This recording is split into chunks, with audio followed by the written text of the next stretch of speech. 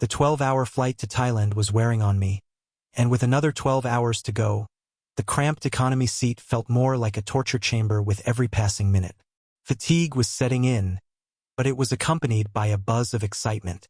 I was on my way to becoming an expatriate, or expat as they're called in Thailand. 2 years after my divorce, I had finally cashed in my chips. I took my share of the house equity, half the savings, and a secret nest egg my ex-wife never knew about, and set course for the land of smiles, planning to settle there for good. With my resources, I could enjoy a comfortable retirement. Eventually, when I became eligible to tap into my 401k, I'd have even more financial freedom. My ex had tried to claim a share of that, but I reminded her that I had enough evidence of her infidelity to send to everyone we knew, including her parents. That was enough for her to back down. Sometimes I think about sending it anyway, just out of spite. My feelings for her have boiled down to pure hatred for the betrayal and destruction she brought into my life. In the end, the divorce was relatively smooth. We went with irreconcilable differences rather than adultery, though she deserved to have her actions laid bare. I wasn't interested in wasting my energy on revenge. I just wanted to move on and escape as far as possible from the memories and the pain. I had been to Thailand 20 years earlier when I was in the service. I liked the food, weather, and the women, so I decided to begin my new life there. I needed the change. I had no idea what I was getting myself into. Things had to be a lot different there after all these years. I certainly was not the same man. The wounds from too many battles left me tired and scarred. I figured whatever fate awaited me had to be better than the hellish loneliness that I left behind. My name is Arthur. Arthur Lee Allen. I know what you're thinking. It's not my fault. My mother was a big fan of American Western history, especially gunslingers, hence the name. I kind of liked it. In Thailand, the name would hold no special meaning. Everything would be new there. I would be a stranger in a very strange land. I had nothing to lose. My son, who rarely spoke to me, was about to finish college. The only women I was able to date back in New York were divorced, overweight, bitter, and carrying more baggage than a freight train. At 49, I was in pretty good shape with a touch of gray in my hair. I was often told that I didn't look a day over 35. I certainly wasn't ready to pack it in. Since there wasn't a lot of sex going on for me after the divorce, the gym became my sanctuary. My abs are flat and my muscles hard. I was never much of a ladies' man, shy I guess. Some ego reinforcement and a chance to regroup were badly needed. I yearned to feel manly again and in control of my life. "You look deep in thought, young man," said the man sitting directly to my right. I hadn't said much to him during the trip. He looked to be about 60-something. His face showed the wisdom of a life hard lived. He seemed to sense my mood.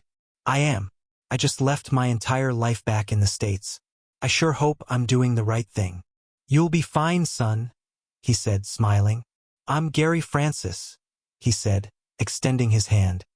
He had the quiet bearing of a man who knew what he was talking about. "I'm Arthur. Arthur Lee Allen." "Pleased to meet you," I answered, reading his mind. He didn't comment on the name. The old man looked glad for the company. "Glad to meet you, Arthur. I've lived in Thailand 22 years. I have often thought of moving back to the States, but I never will. I will spend my last days in Thailand. I guess you could say I'm a battle-hardened old veteran of the game." I thought of him as the old man in the military sense of using the term to describe a respected commanding officer. "Game? What game?" I said, now intrigued. He looked at me with the patience of a wise and seasoned teacher. The use of the word son drew me to him. For some reason, I trusted him immediately. "You will experience some of the most selfless acts of kindness and generosity imaginable, as well as considerable lies, deceit, and manipulation for the purpose of separating you from your cash. It's the way it is, their way of life. You are about to enter a world of fantasy, son. For them, it's about survival. Pensions and social security are not the rule there. For most Thais, there is no safety net. The object of the game is to survive their world with your wallet, integrity, and pride intact while having as much fun as possible. Many a man has checked his brain at the airport and lived to regret it." He shared with me much of what he had learned. I felt like I should be taking notes. I paid real close attention to his words. I suddenly started to feel overwhelmed and anxious.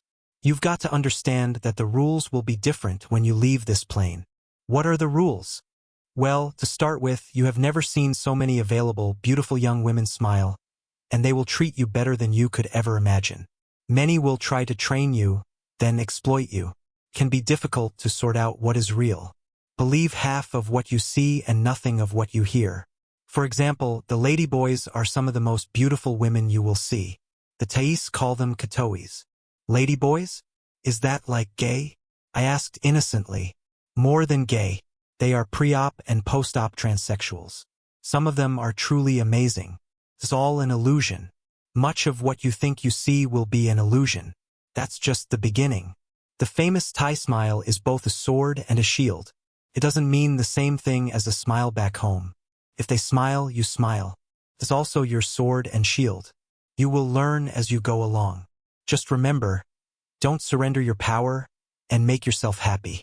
It's time in your life to think about your needs. Compromise is okay, but don't sacrifice too much. Stay in control, stay strong. Set limits and see with your eyes and brain, not your little willy. If something doesn't feel correct, it probably isn't. Thai women have no respect for a chicken, so don't allow that to happen. Why would I do that? In Thailand, it's easier than you would think. A guy like you is a ripe target. You want companionship and sex. They want money. You are not the predator in the land of smiles. You're the prey. They will strip your wallet and heart to the bone and laugh at you for being stupid enough to let them. I struggled to absorb all of what he said. One more thing. Feel free to fall in love. That is, with a different lady every day. We expats call them LBFMs. What's that? Little brown sex machines, Gary answered, smiling as his mind flashed back to another place in time.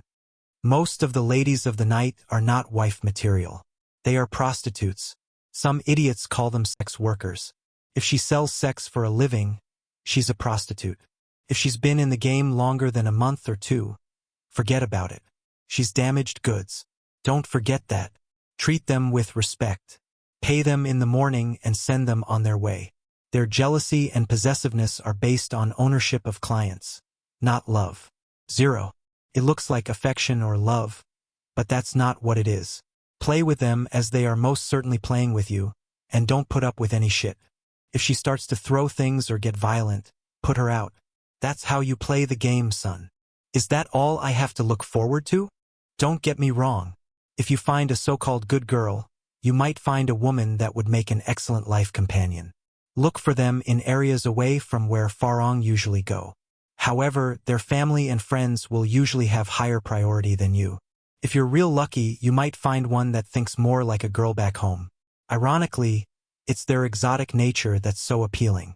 At the same time, it's like dealing with creatures from another planet. But where, my friend? Many good girls have adopted the tactics of their more unscrupulous sisters. Learn some Thai. If you don't let them know that you understand their conversations, you'll learn a lot. Farong means foreigner. Often it is used negatively by Thais. You will never be totally accepted by Thai society. You and I will always be foreigners. Your odds improve if she is educated and older than 30. The young girls are just too full of themselves. Most of them don't realize they have a short shelf life. Just don't look for your dream girl in a go-go bar. Think of them as attractions in an adult Disneyland. A nice place to visit, but you don't want to live there. The working girls are fun. Accept them for what they are. Love them and leave them. One more thing. Remember, the Farong always pays. They know you are richer than them. Therefore, they feel no guilt about you picking up the tab. Good luck, son. You're going to need it. Every day will be an adventure. Expect the unexpected. Don't expect the law to offer any protection. The biggest mafia in the country are the police. Thanks. I'll remember what you said. At least my eyes will be open when the plane lands. I owe you. I hope that our paths cross again. I'm sure we'll talk again, he replied. Your advice is greatly appreciated. I don't know if I'm ready for this. He gave me his phone number. I knew I would be calling him sooner or later. The plane landed, and we set off to follow our individual destinies. As soon as I left the airport, the Bangkok air enveloped me. It was hot and humid. I started sweating immediately. The air smelled of unknown plant life, auto exhaust, Thai spices, and elements I could not identify. It would take me a while before I adjusted to my new home. I bought a condo and settled into my new life. The next several months were a haze of bars and women. Each promised to love me long time as long as I bought them drinks, paid the bar fine, the fee to take a girl out of the bar, and paid them about 2,000 baht, $50 to $60 the next morning. I never forgot that it was all about the money. All of them were very happy to see my money. They truly loved my wallet.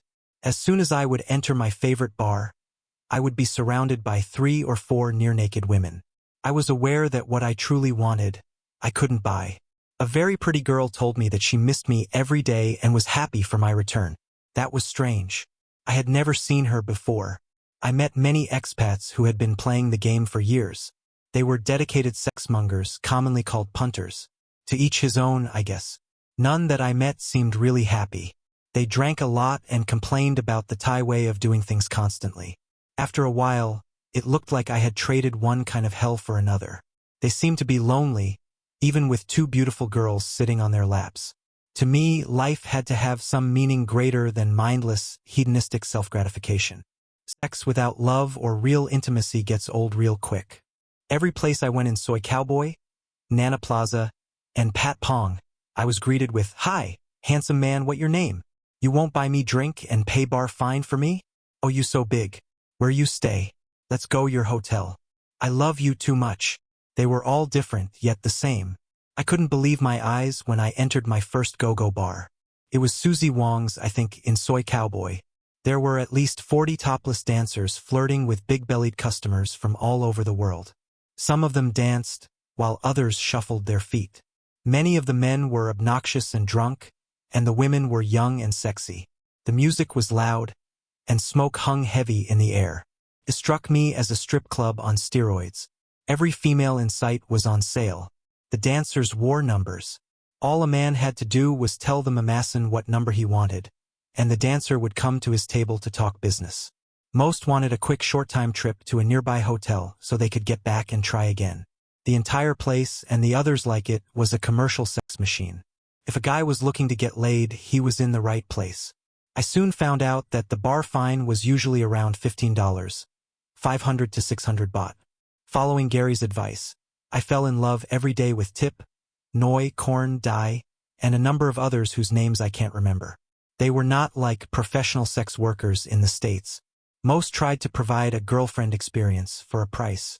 Often, money would not be mentioned until the next morning. How much I gave a lady was up to me. The usual rate for a long-time visit one night was about 2,000 baht, $50 to $60. At least I got the pleasure of a beautiful, cooperative woman for a couple of hours or a night. I wondered how long I could live on a steady diet of make-believe bullshit. How many guys have spent big bucks at home trying to impress some self-absorbed, spoiled female with his ability to provide and ended up with a peck on the cheek? At least the hookers I kept company with were honest about their intent. I found them charming, feminine, calculating, and predatory. Nevertheless, I drank too much, stayed up too late, and had too much loveless, meaningless sex. I felt lonely and empty without a woman to call my own. At least I didn't waste any time thinking about the world I left behind. I woke up one morning with 2 women in my bed, and I had no idea who they were or how they got there. I realized that I needed more than an endless series of one-night stands. My behavior was out of character. I felt like a dog chasing my own tail. I was sexually drained yet frustrated. It was the price for becoming a Bangkok warrior, as Gary had put it. Then my world changed. Lamai came into my life. She was able to read the quiet desperation in my eyes. That ability to sense my need was to cost me dearly later. Lamai was a walking Asian sex machine.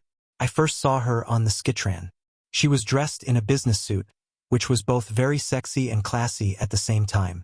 She was tall for a Thai, and her skin was lighter due to her Chinese heritage. She was about 5 feet 9 inches in heels. Her short skirt emphasized her long legs. She moved with the grace of a leopard, and her face took my breath away. I couldn't help but smile like a smitten adolescent as my eyes locked onto her. I wanted to run my fingers through her raven-black hair, which flowed down her back. I was in love. She noticed my gaze and returned my smile. She looked to be an office worker of some kind. She had a class about her that separated her from the Isen peasant girls I had been sleeping with.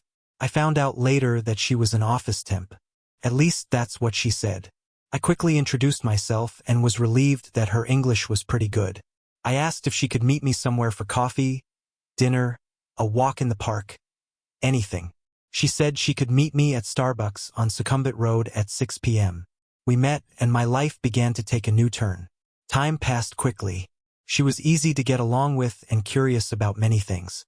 I told her about my life back in the States and how I hoped to meet someone in Thailand to settle down with. Her eyes seemed to light up when I told her that. I wanted to believe the light in her eyes was showing genuine interest in me and not dollar signs. I like Farang men. Thai men no good. He butterflies too much, cannot trust, she said, searching my face for a reaction. I need men who want to take care of me, and I take good care of him. I'm 28 now, getting old. I thought to myself, here we go, the same old bullshit. Old? This woman is a vision, a work of art. In the States, she would stop traffic and cause old men to have heart attacks. She had no idea how pretty she actually was. Where I came from, men would pay just to talk with her. In Thailand, she was one of many. She didn't look old to me. Lamai was at that age when women begin to blossom to full womanhood. Her easygoing, feminine ways felt like quicksand to me as I was pulled in deeper and deeper. She told me she had to work 7 days a week sometimes and made only 10,000 baht a month, about $260. From that, she had to pay for rent, food, car fare, and send money to her family in the province. She was raised near the northern city of Chiang Rai. I didn't detect any self-pity, just acceptance of her fate. As she spoke, I couldn't help but feel the need to help her, to give her my protection. I hadn't felt like that in many years. She wasn't a bar girl. I felt safe with her. I decided to try to be Prince Charming. I know, big mistake. I choked back the nagging warnings that Gary had planted in my head, yet they were always there. I proceeded to explore the possibilities with caution. Do you have a boyfriend? No boyfriend. I was married before. He no good, drink too much and spend money at casino. He has a minor wife. She calls house sometimes, 'cause big trouble. Then he beat me and tell me he leaving. I not see him again and cry a lot. I wanted to kick his butt for hurting her. She somehow brought out my protective instincts. I knew what Gary would say if I told him I was falling so hard for Lamai so soon. He would say, watch your back, son. She seemed different from the sharks I had been warned about and had associated with in the bars. I wanted to believe she really was different. I decided to proceed with caution. I think you kind and good man. I can read you. You need lady care for you. Many Thai ladies like you very much. I don't care about many Thai ladies. I want you to like me. Why? I think you are beautiful and a nice person too. I not so special. Many Thai ladies like me. Maybe you know like me much when you know me better. I wondered if she was trying to tell me something. I didn't want to think about that. How did you learn English so well? I go to English school and pick up here and there. You think I talk good? Better than most. I was just curious. I knew that frequent contact with Farangs was how bar girls learned basic English. The first time we made love, I fell in love. Her body was firm and soft at the same time. Her skin, like fine Asian silk, was addictive. We started to make slow, passionate love that didn't last long. Soon, we were devouring each other. All of my pain, frustration, and loneliness came pouring out. I never wanted to let her go. Melting into one another, passion and lust overwhelmed me. I couldn't get enough of her. We made love until exhaustion overtook me. The next morning, I woke up to her climbing onto my manhood. It was pure sex, just wild sensuality and pleasure. I loved it. Then, she gave me a massage that made me horny again. It scared me to feel that happy and young again. Despite my resolution to control myself, I was becoming more vulnerable by the minute. Weeks and months passed.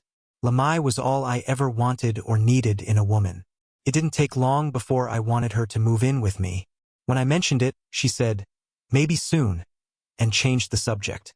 Having all of the advantages and none of the disadvantages of a live-in girlfriend worked for me. There was no rush. I let it drop. Things were fine the way we were. I felt like a king. She was with me almost every evening. She washed my clothes, cooked for me, cleaned my condo, and gave me mind-blowing sex as often as I could handle it. She never asked for money, and her favorite expression was, "Up to you." We went to many places together. Lamai was always close by, discreetly touching me in some way. I couldn't believe I was in a relationship that did not require constant compromise or argument. She never once flirted with another man. I enjoyed their envious looks when we were out together. Whenever I took her someplace or bought her a present, she always showed appreciation for my thoughtfulness. Couldn't believe my luck. We took care of each other. I needed to do something to fill my time while Lamai was at work. I found an orphanage not far from where I lived and began to teach English. The kids were fun, and I loved spending time with them. I don't know if I was any good at it, but the kids loved me, and they became important to my existence. I met some dedicated people at the orphanage. There was a young teacher there whose friendly help and pretty face caught my eye. Her name was Thong. I decided not to pursue her. She'd secretly look at me with inviting eyes, but I was determined to be faithful to Lamai. Thong was the kind of woman who would fully expect the man she had sex with to marry her. She was the definition of a good girl. Temptation, too, was everywhere, in massage parlors, beer bars, and just strolling down the street. I had enough on my plate with Lamai.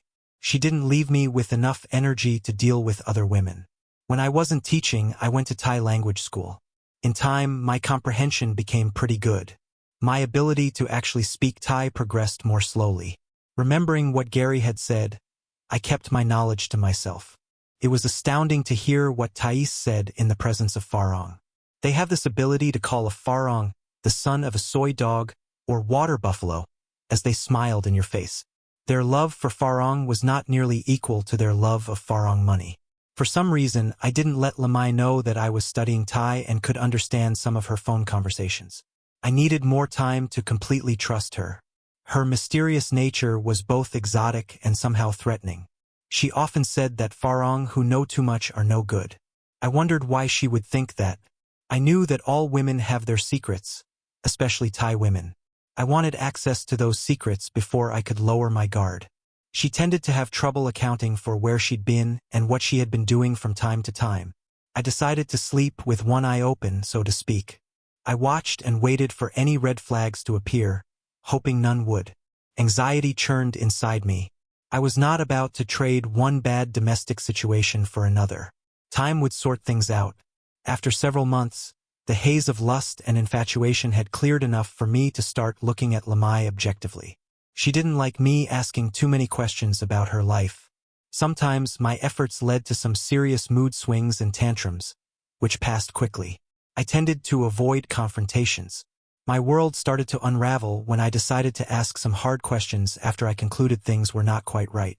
Why have I not met your family, Lamai? They live far, far. Don't worry. We go someday soon. Where did you get the money to buy the gold jewelry you have on your salary? Your phone cost at least 6,000 baht. And where do you disappear to for hours, sometimes at night? I call you, but your phone is turned off. What's going on? Why you question me? I love you. Why you make trouble? You not trust me? My questions made her angry and agitated. I didn't understand her reaction. I was sensing doom on the horizon. I know you love me, but please answer my questions. Make me feel better. I need to know. We need to be honest with each other. To me, honesty, trust, and loyalty are very important.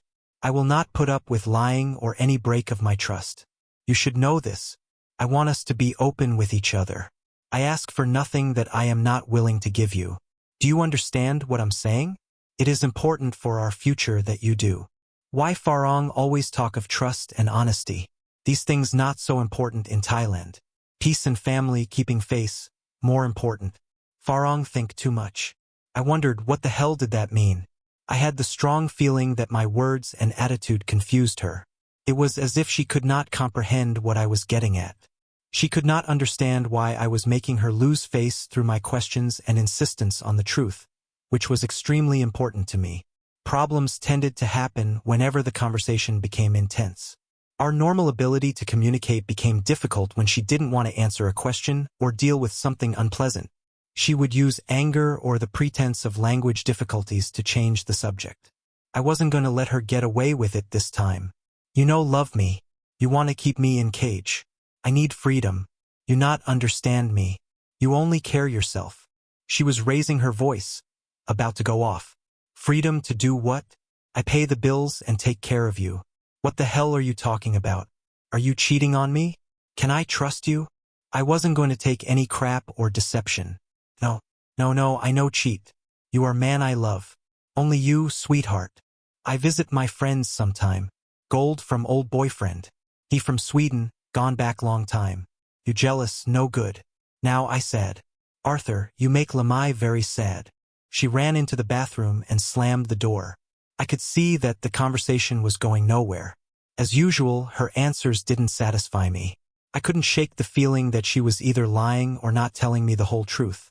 Before I could consider taking the relationship to the next level, I had to find some answers. Looking back, I was compelled to confirm what my gut already knew. I needed confirmation. When she came out of the bathroom, she was crying. She ran to me and placed her tear-stained face on my chest. I'm not mad now. I love you too much, sweetheart, she said, dropping to her knees. I was determined to get some answers. Okay, I want to meet your friends. Could I do that? She looked concerned for a minute. Then she agreed. The next evening, I found myself in a restaurant filled with Thais. I was the only Farang there. Lamai had invited 5 of her friends to join us. 2 were male. I could understand a little of what was being said. I sat there spacing out, listening to the chatter until I heard one of the males, who she said was her cousin, say something to Lamai. When are you going to make your Farang uncle buy a house for you? I know you like sleeping with this ugly water buffalo. You can make him pay 500,000 or maybe 1 million baht cents sot. Then we can be together. Remember, I am your husband. You stink with the smell of this Farang. My first thought was, what? Water buffalo? To be called uncle and water buffalo was a major insult and signaled great disrespect. 1 million baht was close to $30,000. Did I hear what I think I heard? Sin sot is the Thai version of a bride price. In Thailand, the prospective groom was sometimes expected to pay this to show honor to the bride and her family. Some families extorted this money from Farangs because they could. Sometimes it was given back to the bride as a kind of marriage insurance. It is a practice that doesn't sit too well with most Farangs. Thais expect Farangs to accept their culture and couldn't give a crap about theirs. Lamai had never seriously spoken of marriage or sin sot. She didn't seem upset by his insults. The scent of betrayal was strong in the air. What was this being together stuff? Husband. My throat tightened with rage, sadness, and pain. Resignation soon followed. I had to accept what I had just heard. I was beginning to feel like an old warrior myself. My world had crashed. Who was this woman? I decided to play the handout. I wanted to see what would happen next. I controlled the anger building in my heart. I knew revenge was a risky thing in Thailand. There would surely be retaliation from her husband and friends. I needed a plan. However, I was not going to let her get away with her treachery. I thought, how could she do this to me? I wondered what I had done in a past life to deserve this treatment. I treated her like a princess. It appeared that the reason she never pressured me for money was that I was being set up for the big score. I braced myself for the end of my relationship.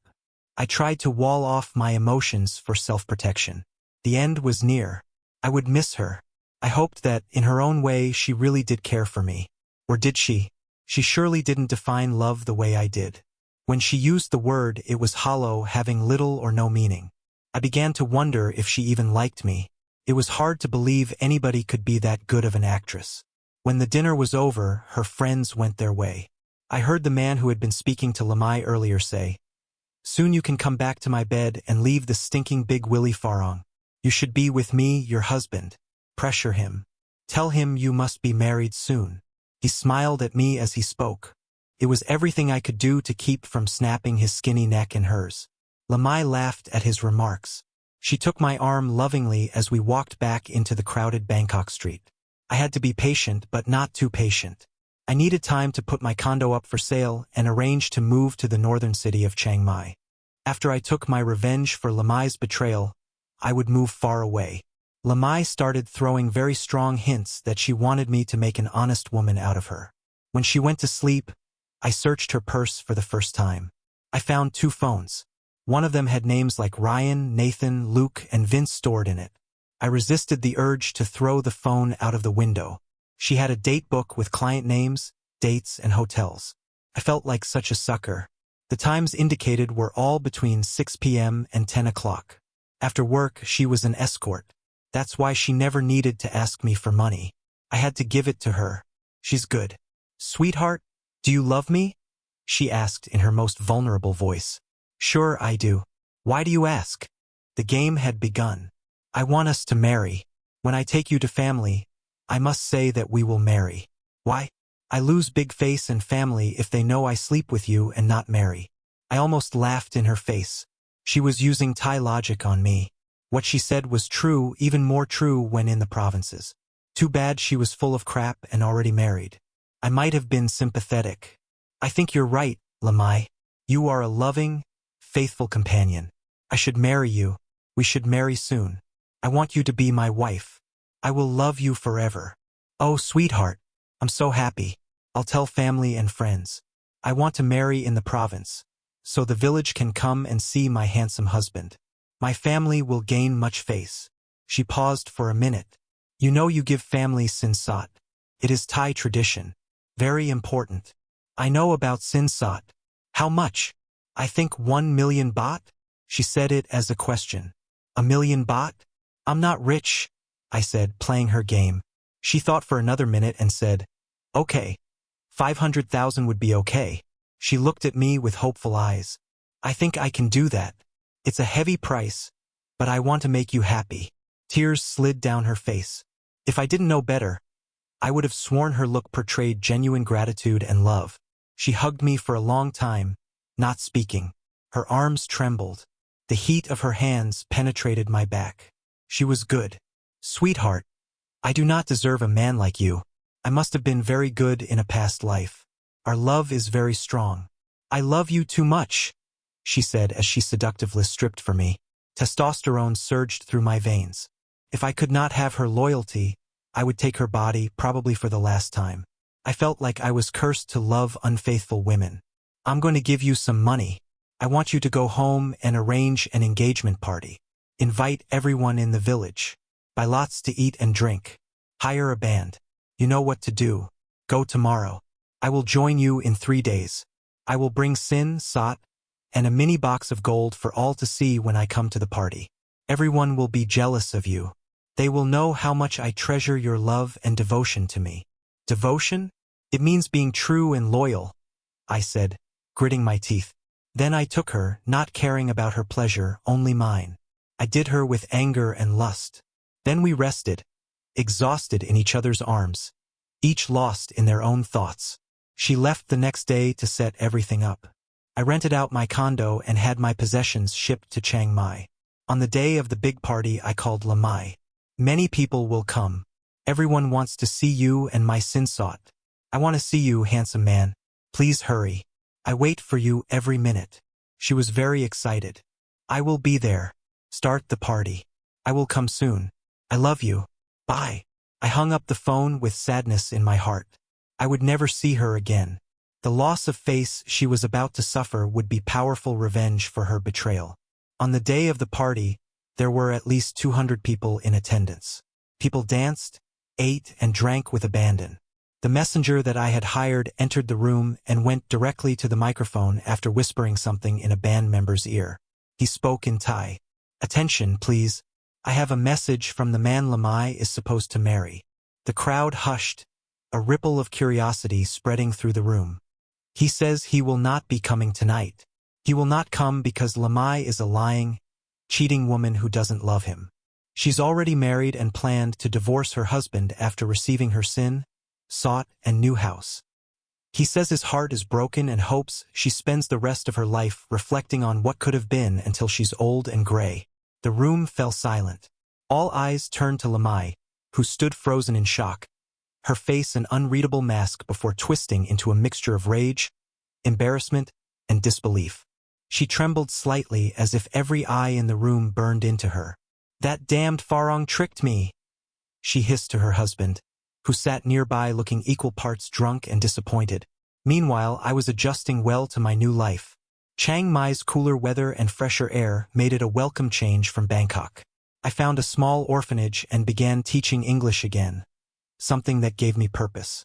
If I ever craved female company, it wasn't hard to find. All it took was a stroll through certain parts of town to hear the familiar refrain. "Hello, handsome man. Where are you from?